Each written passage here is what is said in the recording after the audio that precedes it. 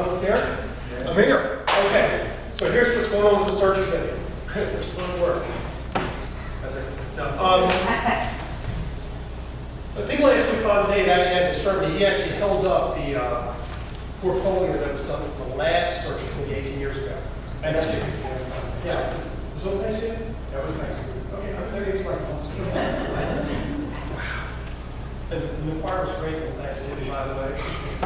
I really appreciate the music. Something I miss at 8 o'clock. Anyway, so we don't do the glossy booklets anymore. It's now a questionnaire. I mean, it's basically the same information, the demographics, the compensation package.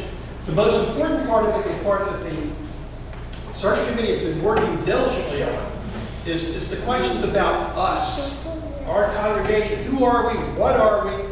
What are we up to? Warts and all.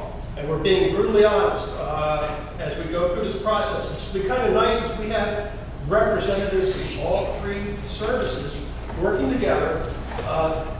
It was really nice to working together without any divisiveness, which has been really great. So we had to come together as brothers and sisters in Christ and communicating well. So I just encourage you to remember that. We're going through a period of high anxiety because we're losing Father Dave, and we're going to be a while before we get to that point we're ready to call a new pastor. We don't know who that pastor is yet. God knows who it is. And if somebody asks at the last service, what's your timeline? It's not my timeline, it's God's timeline, right? Okay, so we're going God's timeline here. He'll figure it out what's right. So just keep us in your prayers. It's been a very interesting process going through these questions and answers. And ultimately what happens is this product we put together gets uploaded into a database. And it's kind of like Match.com. Right? So then there's a clergy out there that are looking, and they have a very similar questionnaire they fill out, and that goes up in the same database, and we hope to get a marriage there. So, keep us in your prayers. We'll meet again tomorrow night. And if you have any questions, please don't hesitate to contact us. Or ask me. Any questions? No. One. I think there are some people in the congregation who want to know what is the church going to do in the meantime. Do we get a transitional type minister that comes? So I'm lucky enough to be on the vestry as well. Hey, which means that I go to meetings 7 times a week now.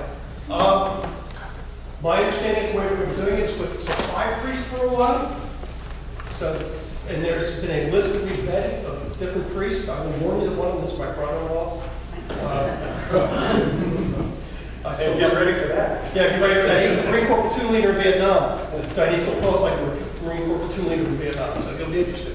But seriously, so we put together, so it's a very, very, the supply priests that are going to work with us are going to be the ones that are more conservative in theology. So it's going to be a good fit for us. That will actually give us some breathing space where we're not paying for a compensation package, so we can maybe get the coffers fattened up a little bit before we call the next priest as well. So good news all around, in my opinion. Any questions? There is no timeline. First of all, it's going to take us, I mean, we're still going through these questions. It's killing us. So I think we may be able to actually, hopefully, finish the questions this week, if not this one, the next meeting. We've been meeting every 2 weeks. Then after that, then we have to polish up our responses, because right now it's pretty raw on draft. But we've been brutally honest, sometimes painfully honest, and it's been an exciting process to go through. It's going to be a while before we have a new pastor called. And during that interim, my understanding is we'll probably be using supply priests for a while. But that's good for a number of reasons. Some of it's financial, some of it is just it gives us a break to kind of, as a congregation, come together. And during that period of time, again, parish unity, that's when we need to be upholding each other. So just keep each other in your prayers as well. And remember, the anxiety is high, so before we go blasting off with somebody, stop and pray for a minute and try to find a nicer way to deal with our brothers and sisters. Is that any question? Okay. The new pastor's out there, we just haven't, he hasn't been revealed to us yet. God's time, not ours. We're in this timeline.